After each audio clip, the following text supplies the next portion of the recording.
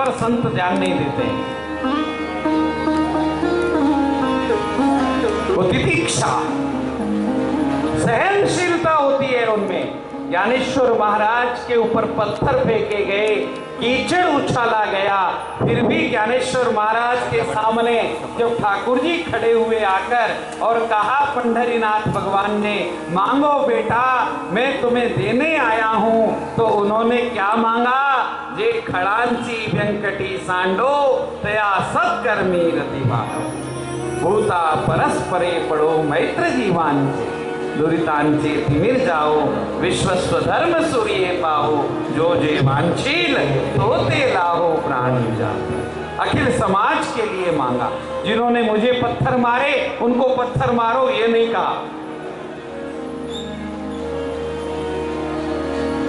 वृक्ष को यदि कोई पत्थर भी मारता है तो वो वृक्ष अपना फल उसे प्रदान करता है। ये संतत्व है, ये संतत्व है। संत वही है जो सहन करता है, कारुणिका, जिसके भीतर करुणा है। और एक बात और कह दूं, जिसके केवल सहनशील नहीं, सामर्थ्य होने पर भी सहन करता है। अब सहन तो नई आई हुई बहू भी करती है, सहन तो नौकर भी करता है। सेठ जी ने कुछ कहा, चुपचाप सुन लेगा क्योंकि नौकरी कर रहा है, लेकिन सेठ जी के जाने के बाद मन ही मन गाली देगा। नई आई हुई बहू सहन तो कर लेती है, लेकिन मन के मन कहती है 6 महीने होने दो, बाद में देखूंगी। ये सहनशीलता नहीं है। समर्थ होने पर भी जो सहन करता है। सामर्थ्य क्या है हमारे ज्ञानेश्वर महाराज का? अपनी पीठ के ऊपर अग्नि जला सकते हैं, ये सामर्थ्य है। भैंसे के मुख से वेद बुला सकते हैं, ये सामर्थ्य है। दीवार को चला सकते हैं, ये सामर्थ्य है। फिर भी उन्होंने लोगों के कीचड़ को सहन किया, लोगों के पत्थर को सहन किया। सन्यासी के बच्चे, सन्यासी चे पोरे, सन्यासी चे पोरो, ऐसा सुना उन्होंने, श्रवण किया, सहन किया। करुणा होती है संत में, वो सबके सुहृद होते हैं। संतों के दुश्मन अनेक हो सकते हैं, लेकिन संत किसी का दुश्मन नहीं होता। निर्वैर सर्वभूतेषु यस्य मामेति पांडव, जो किसी से वेर नहीं रखता है वो मेरा है। संत किसी से वेर भावना नहीं रखता है। अजात शत्रु, युधिष्ठिर महाराज किसी से वेर नहीं रखते थे, कोई बुरा उनको दिखता ही नहीं था। शांता संत वो है जो शांत रहता है, कोई कुछ भी कहे उनको कोई फर्क नहीं पड़ता। इसलिए हमारे पैठण के संत एकनाथ महाराज को शांति ब्रह्म कहा। ऐसे शांत। विधर्मियों ने ऐसी शर्त लगाई कि इस बाबा को कोई यदि क्रोध दिला दे तो उसको पुरस्कार देंगे। और एक यवन गया और झाड़ू लगा रही थी एकनाथ महाराज की पत्नी, उनके पीठ पर आकर के बैठ गया। अब कोई यवन एकनाथ महाराज की पत्नी की पीठ पर आकर के बैठा है और महाराज कह रहे हैं, प्रिय संभालना, बच्चा कहीं गिर न जाए। स्नान करने के लिए गए हैं यमुना गोदावरी जी में, गोता लगाया, बाहर निकले, उनके ऊपर थूक दिया गया। एक बार, दो बार, तीन बार ऐसा होता तो भी कोई बात नहीं थी, 108 बार उनके शरीर पर थूका गया। जिस यवन ने उनको क्रोध दिलाने का विचार किया था, थूकता थूकता वो भी परेशान हो गया। आखिर महाराज के चरणों में गिरकर क्षमा याचना करने लगा, महाराज मुझे क्षमा करो, मैंने आपके ऊपर थूका है। महाराज ने उस यवन को भी उठा करके गले से लगाया और उससे कहा, बेटा तुमने मुझ पर थूक कर कोई गलती नहीं की है, तुमने तो मुझ पर उपकार किया है। क्योंकि जब जब तुमने मुझ पर थूका, मैं जाकर के गोदावरी में स्नान करके आया। कितनी बार मैं गोदावरी आया हूं, लेकिन कभी भी मैंने 108 डुबकी गोदावरी में नहीं लगाई। आज तुम्हारी कृपा से मुझे 108 बार स्नान करने का पुण्य प्राप्त हुआ। ये संत है, ये संत है। अजात शत्रु शांता, इस प्रकार के आचरणों से संत दुष्ट से दुष्ट व्यक्ति को भी सज्जन बना देते हैं। इसे मैंने कहा, संत शिक्षा देते नहीं है, संत सिखाते, दिखाते हैं, सिखाते नहीं है। अपने कर्मों से ऐसे कृत्य करते हैं जिससे लोग अपने आप सीखते हैं। दिव्य कर्म होने चाहिए मनुष्य के, जिनको देख करके लोग सीखें। लोक संग्रह में वापी संपश्यन कर्तुमर्हसि, कोई भी काम करते समय विचार करना चाहिए कि ये जो मैं कार्य कर रहा हूं, क्या ये अनुकरणीय है? क्या मेरे बेटे पोते ये कार्य करेंगे तो मुझे अच्छा लगेगा? धर्म क्या है मेरे भाई बहन? आपको जो अनुकूल लगे वही धर्म है और जो प्रतिकूल लगे वही अधर्म है। आपको यदि कोई थप्पड़ मारे, आपको अच्छा नहीं लगता, तो कृपया आप भी किसी को थप्पड़ न मारें, यही धर्म है। आपको जो अच्छा लगता है कर्म, आपके घर में कोई चोरी करे तो आपको अच्छा नहीं लगता, तो आप किसी के घर में जाकर चोरी मत करिए। आपकी कोई निंदा करे या आपको अच्छा नहीं लगता तो आप किसी की निंदा न करें। बस यही धर्म है, बहुत ज्यादा कुछ विचार करने की आवश्यकता नहीं है। आत्मनः प्रतिकूलानि परेशान न समाचरेत, यही धर्म है। जो मुझे प्रतिकूल लगता है वह मैं दूसरों के साथ व्यवहार न करूं।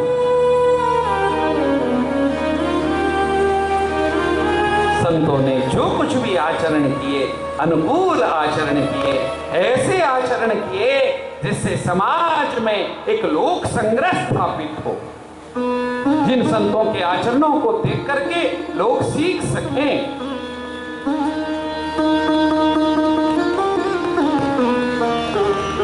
कपिल नारायण कहते हैं, मयि अनन्येन भावेन भक्तिं कुर्वन्ति ये दृढ़ाम्। अनन्य भाव से मेरी भक्ति करते हैं, अन्य किसी का भी वो आसरा नहीं लेते हैं भगवान को छोड़कर। संसार का आसरा लोगे मेरे भाई बहन, संसार दुखी करेगा। ठाकुर जी का आसरा लोगे तो ठाकुर जी आपको सुखी करेंगे। संसार मजाक उड़ाएगा। इसलिए आसरा इस जहां का मिले ना मिले, आसरा इस जहां का मिले ना मिले, मुझको तेरा सहारा सदा चाहिए। आसरा इस जहां का मिले ना मिले, आसरा इस जहां का मिले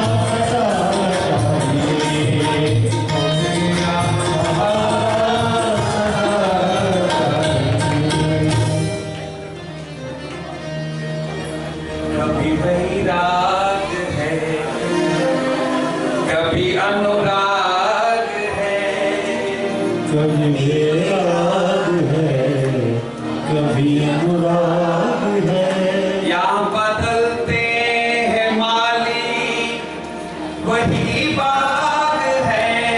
यहाँ बदलते हैं माली वही बाग है।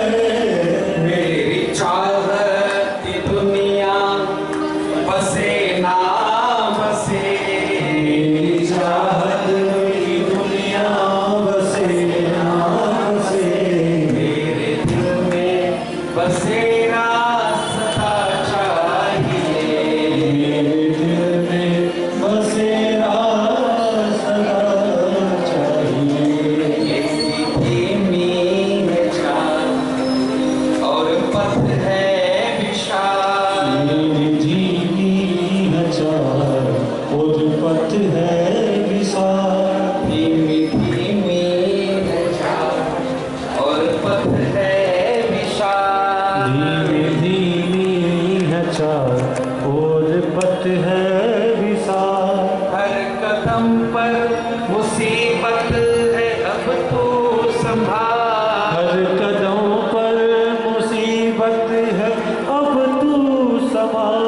हर कदम पर मुसीबत है अब तो संभाल। हर कदम पर मुसीबत है अब तू संभाल। पाँव मेरे थके चले ना चले। पाँव मेरे थके चले ना चले। पाँव मेरे थके चले ना चले।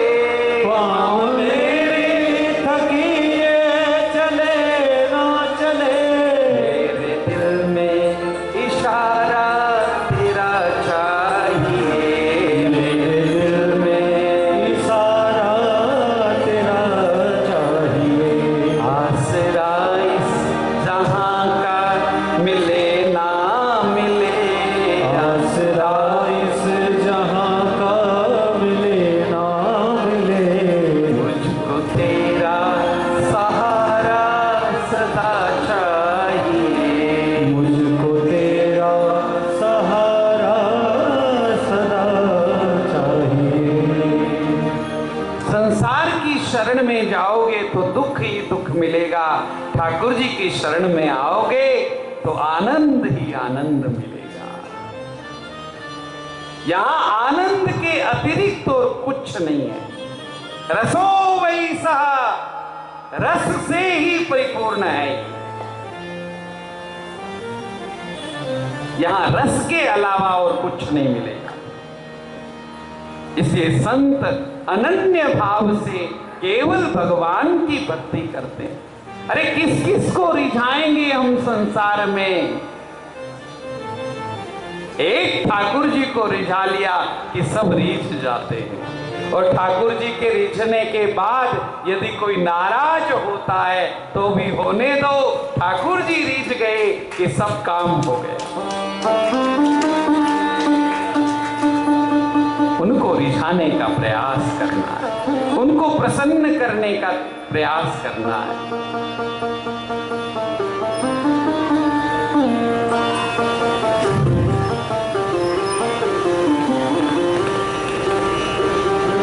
मयि अनन्येन भावेन भक्तिं कुर्वन्ति ये दृढाम् मत्कृते त्यक्तकर्माणः त्यक्तस्वजनबान्धवान्। मेरे लिए सब कुछ छोड़ने के लिए जो तैयार है वही संत है। वही संत मदाश्रया केवल मेरा आश्रय। केवल ठाकुर जी का आश्रय।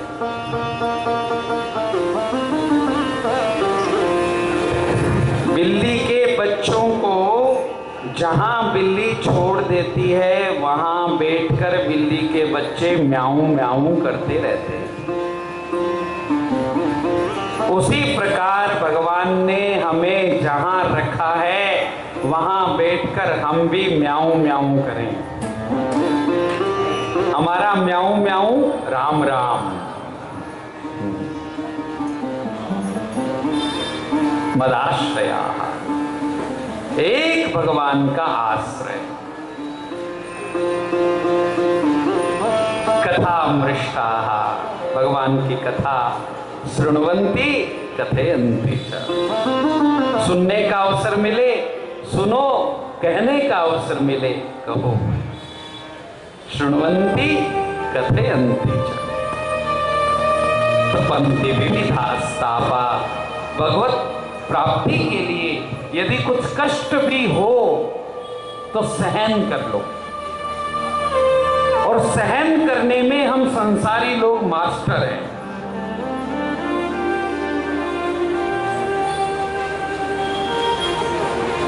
पत्नी कितनी सुनाती है, आपको नहीं सुनाती होगी, फिर भी सहन करते हैं। पति कितना सुनाता है, फिर भी सहन करते हैं। संसार के लिए तो हम सब कुछ सहन कर लेंगे, लेकिन भक्ति में जब सहन करने की बात आएगी तब कमजोर पड़ जाएगी।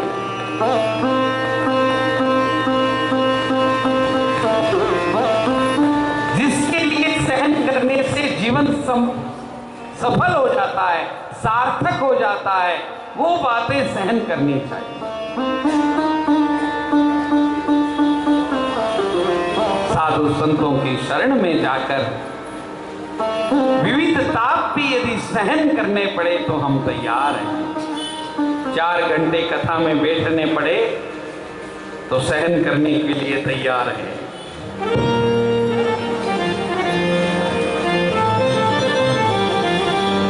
कभी कभी टाइम ज्यादा हो जाए तो भी सहन करने के लिए तैयार है।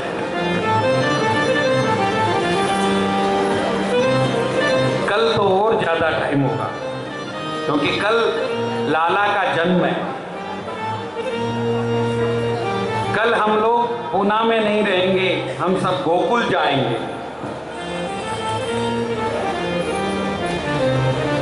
गोकुल यदि इतने सब नहीं जाएंगे तो हम गोकुल को यहीं बुला लेंगे। संपूर्ण गोकुल धाम कल हमारे यहाँ पर आने वाला है। गोकुल में जो नंद के लाला प्रकट हुए, वो नंद लाला कल हमारी कथा में भी प्रकट होने वाले हैं। और लाला आते हैं तो देरी से आते हैं। देखो, 2 दिन कथा में थोड़ी ज्यादा देरी होती है, एक लाला के जन्म पर और एक भगवान के विवाह पर। विवाह में भी देरी होती है, विवाह भी जल्दी नहीं होता है। इसलिए कल चौथा दिन है, चौथे दिन भगवान का मंगल जन्मोत्सव है और छठे दिन भगवान का विवाहोत्सव है। तो कल आप सभी पीत वस्त्र धारण करके आए, सभी बहनें पीली साड़ी पहन करके आए। एक जैसी साड़ी पहन के आना ताकि फूटरा लागो। यह हमारे बीकानेरी शब्द है, फूटरा।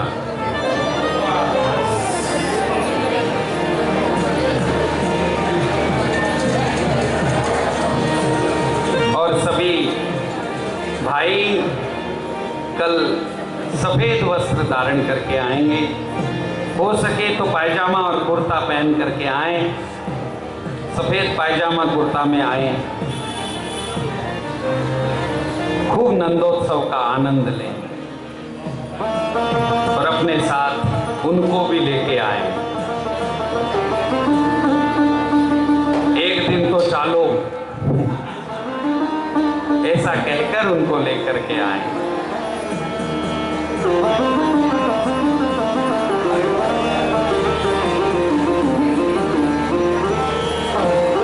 सतां प्रसंगान् मम वीर्य संविदो भवन्ति कर्णरसायना कथाः तज्जोषणादाश्वपवर्गवर्त्मनि श्रद्धारतिर्भक्तिरनुक्रमिष्यति अन्निमित्ता भागवती भक्तिर्सिद्धिर्गरीयसी दर्यत्यासु या कोशम निकीर्णमनलो यथा। तो संतों के संग से श्रद्धा जागृत होती है। बात मत करो भाई, आपस में बातचीत नहीं करना। कथा के बाद में खूब आपस में बातें करना। कथा जब तक चलती है तब तक मौन रहना। श्रद्धा बढ़ती है कथा सुनने से, संतों की संगति से श्रद्धा बढ़ती है। श्रद्धा से प्रेम बढ़ता है। श्रद्धा रतिर और प्रेम से भक्ति का घर मन में प्रवेश होता है, और भक्ति के प्रवेश से भगवान का प्रवेश होता है। ये क्रम है, श्रद्धा, प्रेम, भक्ति और भगवान। और वो भक्ति कैसी होनी चाहिए? जो भगवान को बुलाना है तो भक्ति अनिमित्ता होनी चाहिए। दूसरे दिन हमने इस विषय पर चर्चा की थी। किसी काम भावना को लेकर भगवान को नहीं भजना है, भगवान को भगवत प्राप्ति के लिए ही भजन करना है। अनिमित्ता भागवती। और फिर योग के बारे में, अष्टांग योग के बारे में माँ के सामने वर्णन किया है। माँ से कहा है, माँ योग को यदि तुम अपने जीवन में उतारना चाहती हो तो सबसे पहली बात अपना काम पहले पूरा कर लो। स्वधर्माचरणम शक्त्या विधर्माच निवर्तनम। स्वधर्म का पालन ये पहली बात है। अपना जो काम है वो पूरा कर लो और फिर पूजा में बैठो, ध्यान में बैठो। ये काम होता रहेगा तब तक मैं ये कर लूं, पूजा कर लूं, ऐसा नहीं होना चाहिए। सब्जी चढ़ा दी है गैस पर, सीजेगी तब तक पूजा कर लेता हूं। फिर न तो वो सब्जी ठीक से बनती है न पूजा ठीक से होती है। पहले अपना काम जो भी है वो पूरा करो। आप कहोगे महाराज काम तो कभी पूरा हुआ ही को नहीं। काम कहाँ पूरे होने वाले हैं? तो कामों को कम करो, ज्यादा संग्रह मत करो। देखो आवश्यकता की पूर्ति और अनावश्यकता का त्याग। जो आवश्यक है उसकी तो पूर्ति करनी है, जो अनावश्यक है उसका त्याग करना है। अधिक जो आज हमारे घर में दुख है, क्लेश है, उसका मूल कारण क्या है? संग्रह ज्यादा है। 100 बर्तन है, इसलिए अलग अलग निकलते जाते हैं और फिर उनको धोने में तकलीफ होती है। जिसके पास 4 बर्तन हैं वो पहले धो लेता है, उसी में बना लेता है, उसको ज्यादा झंझट नहीं है। संग्रह मनुष्य को दुखी करता है। अब ये पुरुषों को तो तब पता चला कि हमारे घर में इतने बर्तन हैं जब ये कोरोना काल आया और मोदी जी ने डिक्लेयर कर दिया कि कल काम वाली बाई तुम्हारे घर नहीं आएगी। तब घर के सारे बर्तन नीचे उतरे हैं, ऊपर रखे हुए।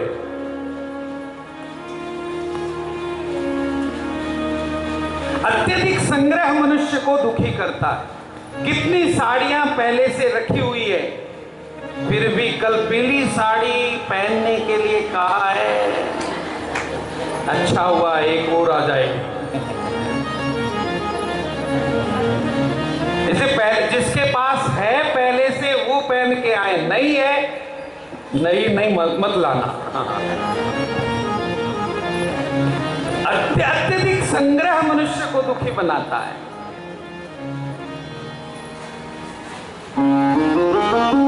आवश्यक जो है उसको पूरा करो, अनावश्यक का त्याग करो। जो मेरे लिए आवश्यक है उतना काम मैं पूरा करूं। भगवान के द्वारा जो मुझे प्राप्त है उसमें संतोष मानो। संतों की निरंतर सेवा करूं। ग्राम में धर्म, दूसरों की चर्चा मैं कभी न करूं। और क्या कहते हैं, योग को यदि आप अपने जीवन में लाना चाहते हैं, मित मेदाध्ययनम, कम भोजन करो। जीवन में यदि रोग आते हैं ज्यादा तो वो केवल अन्न से आते हैं। श्री कृष्ण ने गीता जी में दुख मिटाने के जो उपाय बताए हैं कि आपके कष्टों को यदि आप कम करना चाहते हैं तो सबसे पहला अपने आहार पर नियंत्रण करो। कुछ नए खाना ये तो संभव है, लेकिन एक बार भोजन करने बैठ गए कि कम खाना ये बहुत कठिन है।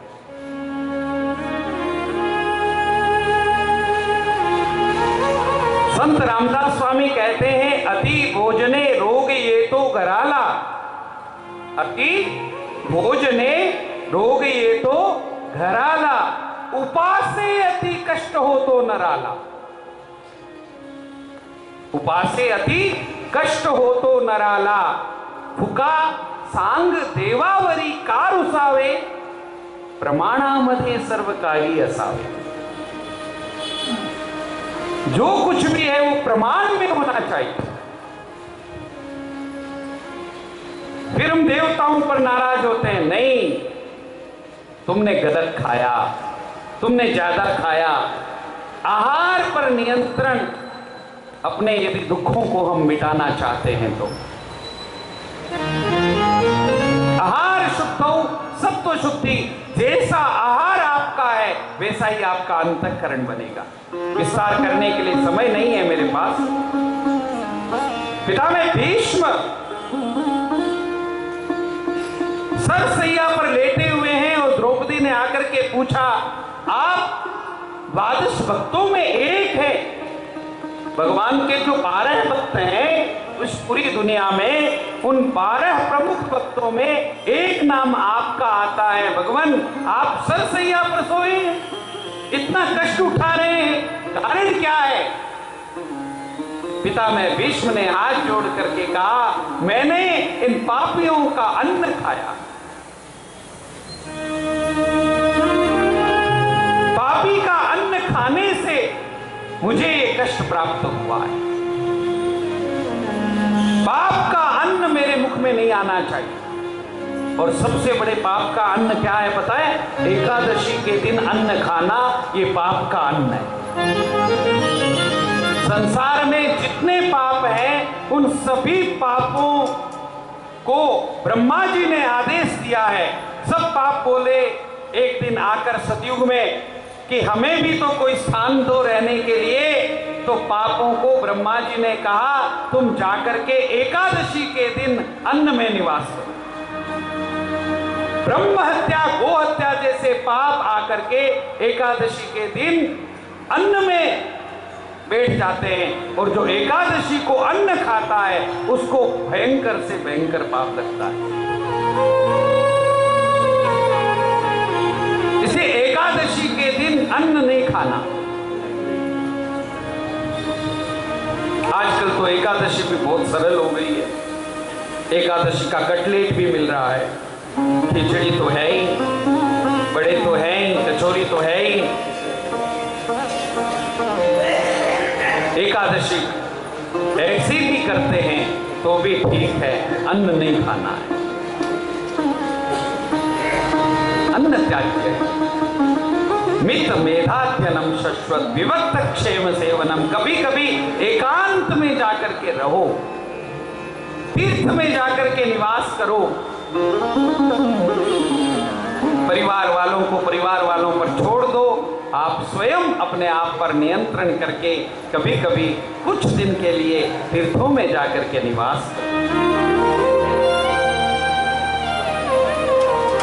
इस प्रकार का सुंदर उपदेश कपिल नारायण भगवान ने अपनी माँ को दिया, और माँ को ध्यान की विधि बताई। और ध्यान की विधि जो कपिल नारायण भगवान ने यहाँ पर बताई है, ऐसी विधि आपको अन्य कहीं पर भी नहीं मिलेगी। तो आपके पास यदि भागवत का ग्रंथ हो घर में, तो आप तीसरे स्कंध के 28वें अध्याय में ये ध्यान की विधि कपिल नारायण भगवान ने विस्तार से बताई हुई है। आप घर जाकर के उसको पढ़िएगा। और भागवत यदि आप घर में लाना चाहते हैं और पढ़ना चाहते हैं तो उसमें सबसे अच्छी भागवत आपके पढ़ने के लिए है सूर सागर। गीता प्रेस गोरखपुर के द्वारा प्रकाशित हुई है सूर सागर। वो सूर सागर आप अपने घर में बैठ करके पढ़े, जिससे भागवत जो मूल भागवत है उसका आपको खुद को ज्ञान हो कि भागवत है क्या। तो केवल भजन गाकर और 4-5 इधर उधर की स्टोरी सुनाकर जो आपको चला जाता है वक्ता बनकर, तो आपको भी समझ में आने लगेगा कि मूल में वास्तव में भागवत क्या है। आप स्वयं पढ़ेंगे तो ध्यान योग का दिव्य वर्णन किया, प्रकृति क्या है, पुरुष क्या है और कर्म की गति किस प्रकार की मनुष्य के ऊपर प्रभावी होती है, इसका वर्णन यहाँ पर कपिल नारायण भगवान ने बड़े विस्तार से किया है। और यह सब वर्णन यदि आपको ध्यान से पूरा सुनना है तो 1 महीने का टाइम चाहिए, 7 दिन में नहीं होता। 1 महीने में ये सब बातें पूरी सुनने को मिलेगी, इसमें भी संशय है। 1 महीने की हो जाए तो फिर कहेंगे 2 महीने चाहिए, क्योंकि ज्ञान कभी पूर्ण नहीं होता है, ये चलता ही रहता है। अब माता देवहूति ने कपिल नारायण के चरणों में प्रणाम किया। कपिल नारायण भगवान अपनी मां को आशीर्वाद देकर गंगा सागर की ओर प्रस्थान करते हैं। कपिल नारायण भगवान की। देवहूति माता, उन्होंने जो अपने पुत्र के द्वारा जो ज्ञान प्राप्त किया था उस ज्ञान का सहारा लेकर भगवत गति को प्राप्त होती है। देवहूति माता की। देवहूति की एक बहन थी आकुति। आकुति का विवाह रुचि प्रजापति के साथ में हुआ और इनके घर को भी धन्य करने के लिए भगवान यज्ञ नारायण के रूप में प्रकट हुए। यज्ञ नारायण भगवान की। आकुति की एक बहन प्रसूति, और प्रसूति के 16 कन्याएं हैं, उनमें से एक कन्या का नाम है सती। सती का विवाह भगवान शंकर के साथ में होता है। ये सती दक्ष की पुत्री है। दक्ष को एक बार सभी देवताओं ने मिलकर प्रजापति का पद दिया है और प्रजापति बनकर के दक्ष जब एक दिन एक सभा में आता है, जिस सभा में ब्रह्मा विष्णु महेश त्रिदेव बैठे हुए हैं, और इस सभा में दक्ष के प्रवेश करते ही सारे के सारे सभासद उठ करके खड़े हो जाते हैं और दक्ष का सम्मान करते हैं। दुष्ट व्यक्ति ये नहीं देखता कि कौन कौन खड़े होकर मेरा सम्मान कर रहे हैं। दुष्ट व्यक्ति ये देखता है, अहंकारी व्यक्ति ये देखता है कौन नहीं उठा है। दक्ष की दृष्टि गई ब्रह्मा पर, विष्णु पर और महेश पर। ब्रह्मा मेरे पिता है, नहीं उठे कोई बात नहीं। विष्णु मेरे पिता के भी पिता है, वो नहीं उठे कोई बात नहीं। लेकिन ये शिव, ये तो मेरा जवाई है, इसको तो उठ करके मेरा सम्मान करना चाहिए। और दक्ष ने आज भरी सभा में भगवान शंकर को गाली देना शुरू किया। दुष्ट व्यक्ति जब बोलता है तो उसका परिचय हो जाता है कि ये कितना पानी में है। दक्ष जब भगवान शंकर को अपशब्द कह रहा है नंदी इत्यादि गणों से, यह स्वीकार्य नहीं हुआ, इसलिए उन्होंने भी दक्ष को श्राप दिया। दक्ष, जिस मुख से तो भगवान शंकर की निंदा कर रहा है, एक दिन तुम्हारा ये मस्तक नीचे गिरेगा और तुम्हें बकरे का मुख लगाया जाएगा। दक्ष मस्त मुखो भवत, तुम बकरे का मुख वाले हो जाओ। दक्ष को जब ये श्राप मिला, अब दक्ष के भी चमचे वहां पर थे। उन्होंने भी नंदी इत्यादि गणों को श्राप दिया। भगवान शंकर ने जब देखा ये सभा किस उद्देश्य से यहाँ पर बुलाई गई थी और अब कुछ और ही यहाँ पर होने लगा है, अब मुझे यहाँ से चुपचाप चले जाना चाहिए। नहीं स्वात्मा रामम विषय मृग तृष्णा भ्रमयति। आत्मा राम पुरुष पर कोई फर्क नहीं पड़ता कि दुनिया मुझे क्या कह रही है। भगवान शंकर चुपचाप अलख निरंजन कह करके वहां से विदा हुए और समाधि में जाकर के बैठ गए। भगवान शंकर कुछ नहीं बोले, इसका भी कष्ट हुआ दक्ष को, ये बोला क्यों नहीं। और दक्ष ने पुनः एक बार भगवान शंकर का अपमान करने के लिए बृहस्पति सौ नाम के यज्ञ का आयोजन किया। इस यज्ञ के पीछे एक मात्र कारण है, भगवान शंकर का अपमान। सारे के सारे देवताओं को, देवपत्नियों को दक्ष ने आमंत्रित किया है, लेकिन भगवान शंकर को आमंत्रित नहीं किया है उस यज्ञ में। सती को भी आमंत्रित नहीं किया है उस यज्ञ में। आज जब दिव्य विमान कैलाश पर्वत के ऊपर से उड़ते हुए जा रहे हैं, उसी समय सती के सामने एक विमान आकर के नीचे खड़ा होता है। सती से पूछा जाता है, सती तुम नहीं जा रही हो? सती ने कहा कहाँ? सती की बहन रोहिणी जो चंद्रमा की पत्नी है, उसने कहा हमारे पिताजी ने एक बहुत बड़े यज्ञ का आयोजन किया है, ये सारे विमान जो आकाश मंडल में छाए हुए हैं सब वहीं जा रहे हैं। सती ने तुरंत अपने आप को रोका, हाँ हाँ हम आएंगे, लेकिन हमारे पतिदेव अभी थोड़े व्यस्त हैं, उनकी व्यस्तता कम हो जाएगी तब हम आएंगे। रोहिणी के चले जाने के बाद भगवान शंकर उठ कर के आए। आज सती ने भगवान से पूछा, भगवान हमें पिताजी के यज्ञ में जाना चाहिए ना?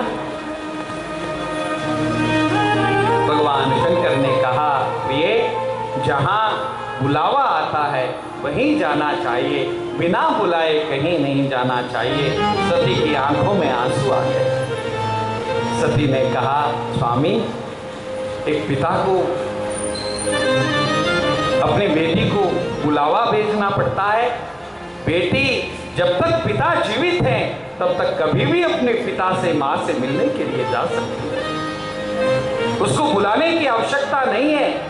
सती मन ही मन विचार कर रही है कि मुझसे ऐसा क्या दोष हुआ है जिसके कारण इस मांगलिक वेला में मुझे भी त्याग दिया गया है, मुझे बुलाया नहीं गया है। कोई भी मांगलिक कार्य होता है घर में तो सबसे पहले बहन बेटियों को बुलाया जाता है, उनसे पूछा जाता है इसी समय में हमने ये मांगलिक कार्य रखा है, तुम्हें समय है? और यदि बहन बेटी को समय है तो ही वह मांगलिक आयोजन घर में किया जाता है। लेकिन मेरे पिताजी ने तो मुझसे पूछा भी नहीं, मुझे बुलाया भी नहीं। भगवान शंकर से जब ये बात कही कि पिता के यहाँ जाने के लिए कोई अनुमति लेने की आवश्यकता नहीं, कोई बुलावे की आवश्यकता नहीं, तब भगवान शंकर ने कहा, तुम्हारे पिता मुझसे द्वेष करते हैं सती। आज तक मैंने तुम्हें ये बात नहीं कही, क्यों? कि मेरा अपमान तुम सहन नहीं कर पाओगे। तुम सब कुछ सहन कर लोगी, लेकिन मेरा अपमान तुमसे सहन नहीं होगा। तुम्हारे पिता ने मेरा अपमान किया,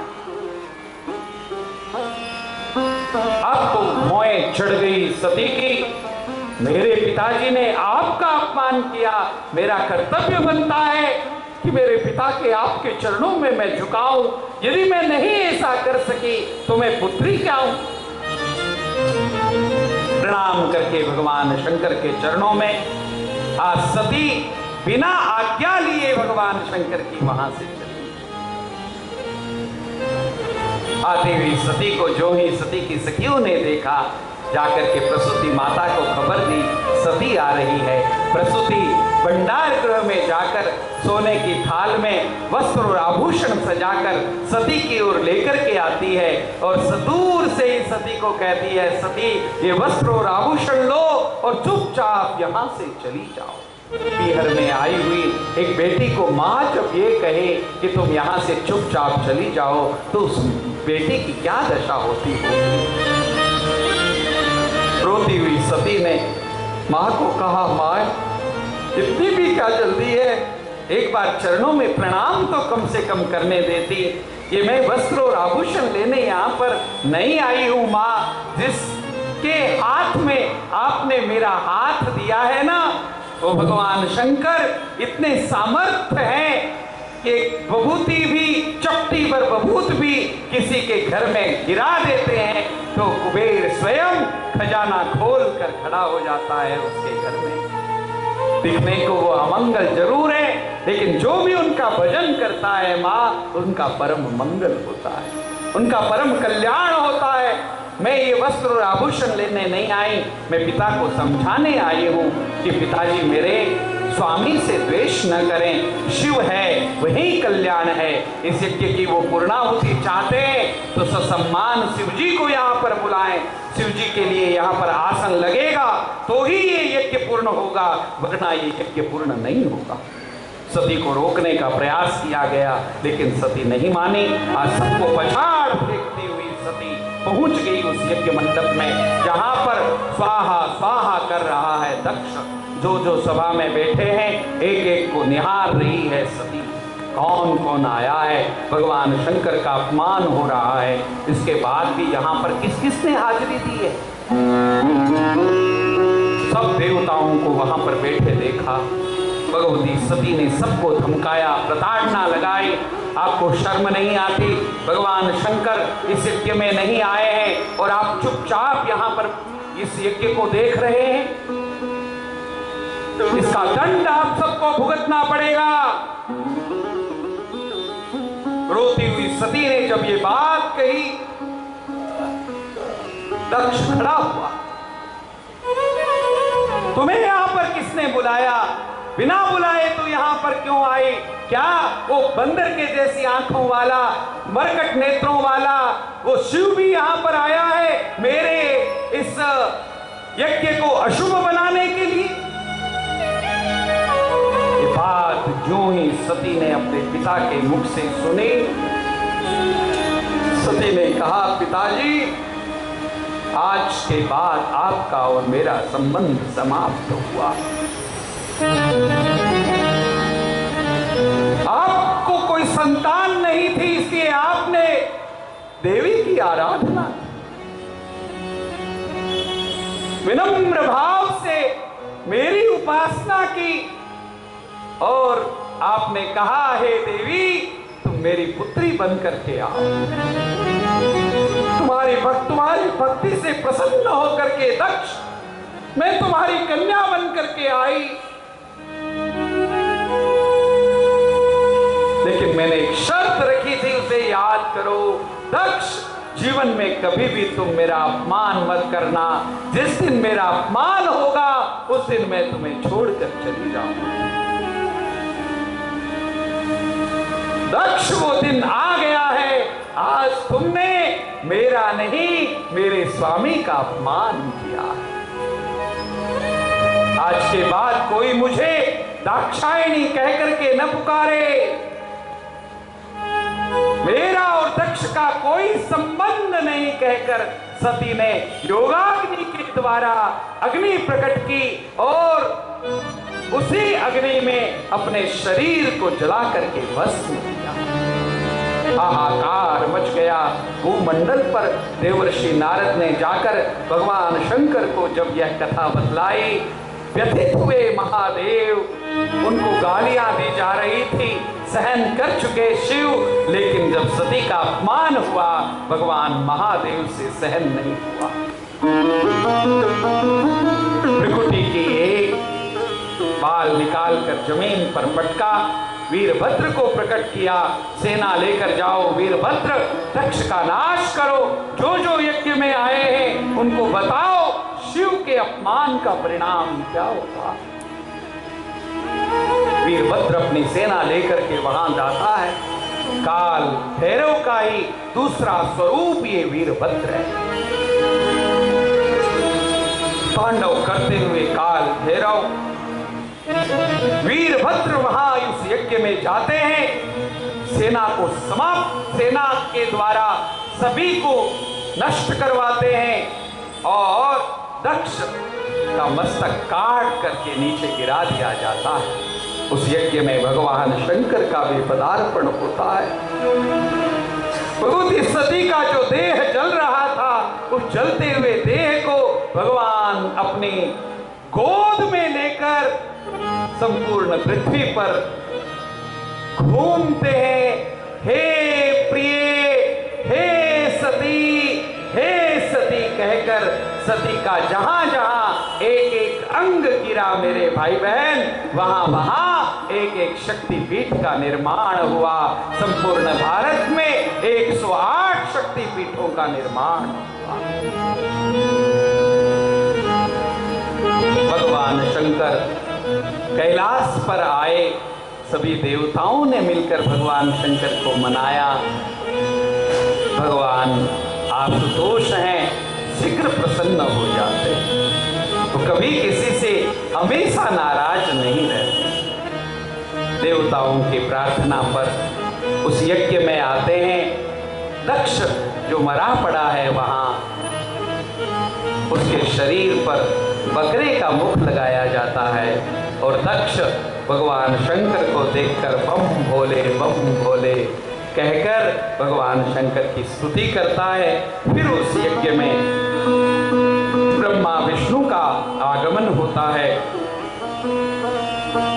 यज्ञ की पूर्णाहुति तभी होती है जब भगवान महादेव उस यज्ञ में आ जाते हैं। जिस यज्ञ में महादेव नहीं आते उस यज्ञ को कोई भी पूर्ण नहीं कर सकता।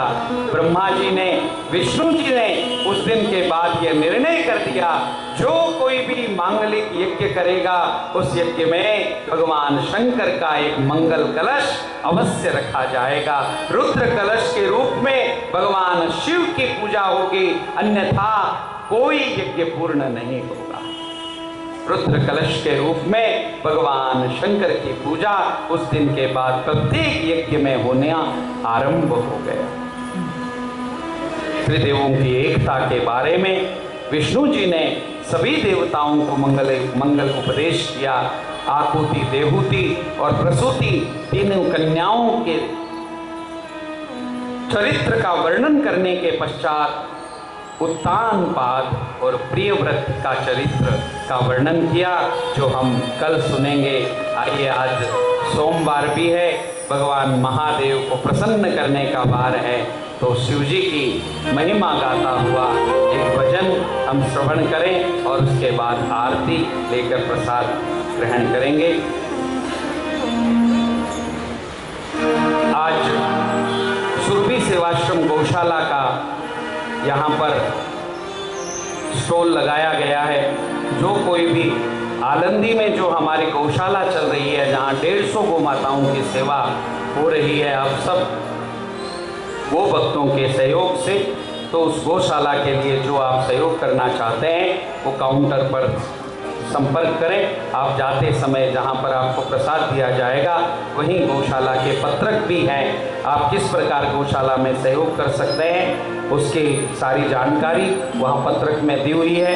उस पत्रक में केवल प्रसाद बांध कर न ले जाएं, उसको ठीक से पूरा ध्यान से पढ़ें और गौ माता के हितार्थ जो कोई भी सहयोग आपको करना हो वो करें। अमावस्या गोग्रास योजना के रूप में हमने एक ऐसी योजना चलाई है जिस योजना के माध्यम से आप प्रतिदिन 10 रुपये भोजन से पहले निकालें, क्योंकि गोग्रास हर व्यक्ति को निकालना चाहिए, लेकिन गोग्रास निकालने के लिए हम गाय कहाँ से लाएं? घर में तो गाय है नहीं, तो हम भोजन से पहले एक गाय हम आपको दे देंगे।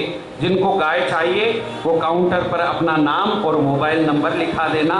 उसके अनुसार हम कल या परसों आपके लिए एक छोटी गाय लेके आएंगे।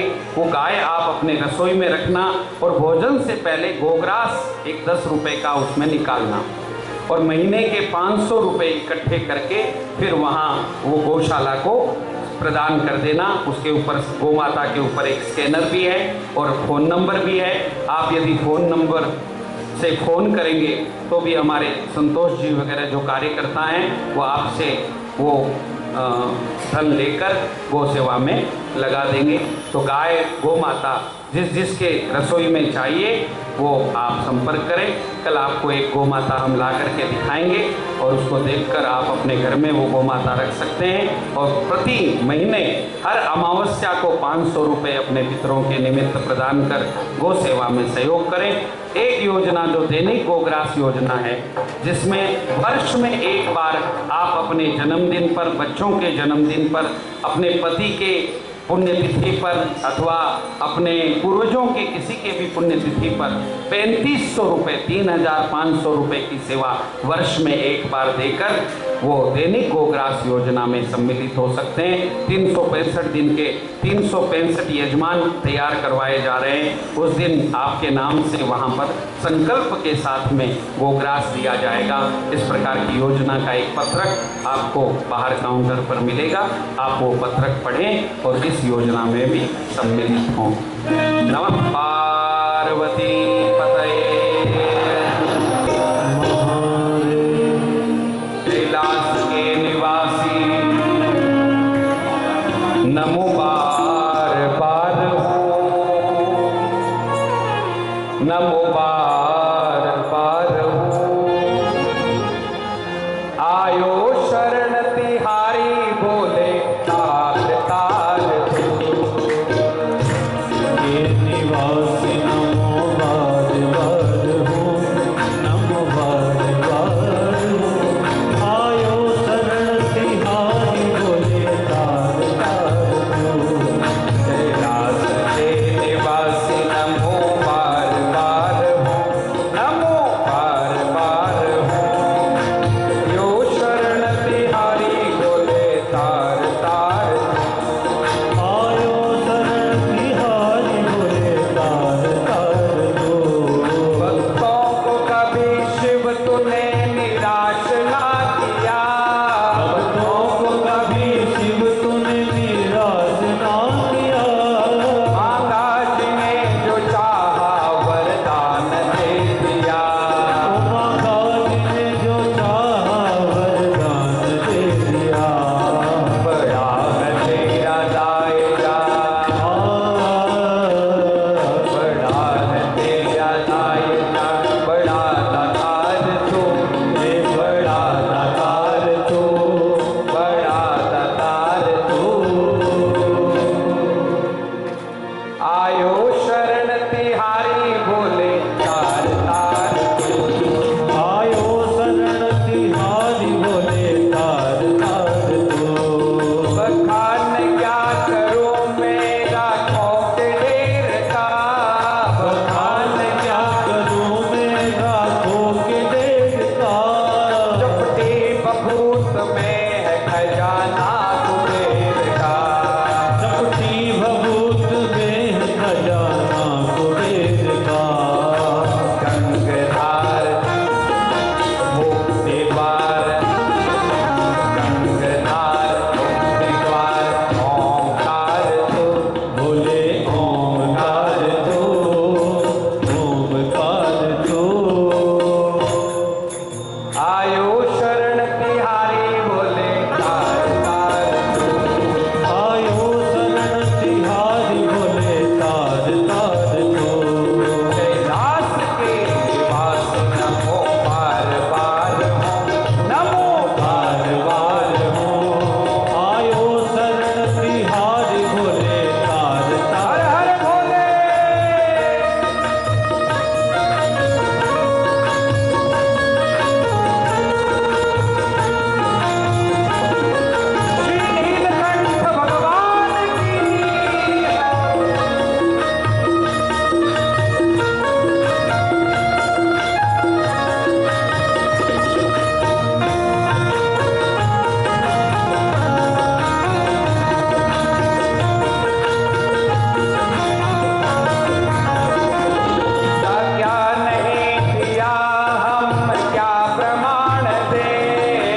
क्या नहीं दिया हमें, क्या प्रमाण दे।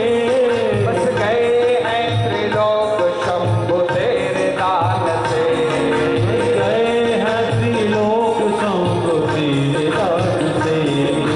जहर पिया जीवन पिया, जहर पिया जीवन पिया, ना उदार तो बोले ना उदार तो। आयो शरण तिहारी बोले तार तार तो, आयो शरण तिहारी बोले तार तार तो। जयदास के पास नमो बार बार हो, नमो बार बार हो। आयो शरण तिहारी बोले तार तार तो, बोले तार तार तो, बोले तार तार तो। बोले तार तार तो, बोले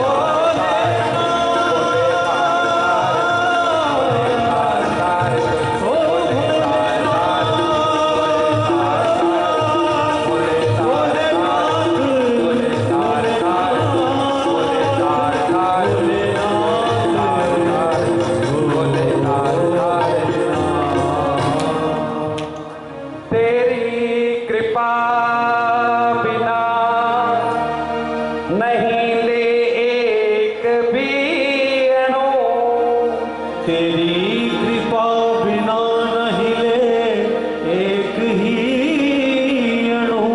लेते हैं श्वास तेरी दया से तनो तनो, लेते हैं श्वास तेरी दया से तनु तनु।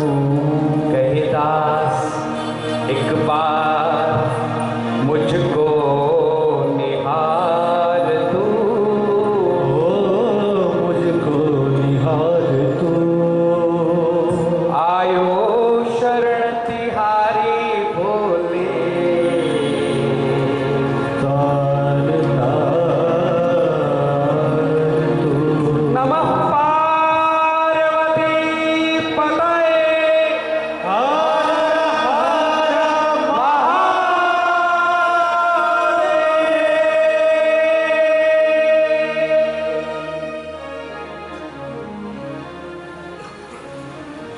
सुरभि दैनिक गोग्रास के लिए ये आवेदन पत्र है। इसमें आप पीछे अपने पूरी जानकारी भरकर गौशाला को दे सकते हैं। केवल 3500 रुपये आप एक दिन लिखाकर आपकी तारीख और आप इस आवेदन पत्र को भरकर उस दिन गौ माता को गोग्रास प्रदान कर सकते हैं। जन्मदिन, विवाह दिन, पुण्यतिथि, किसी भी मंगल अवसर पर। जय गौ माता, जय गोपाल।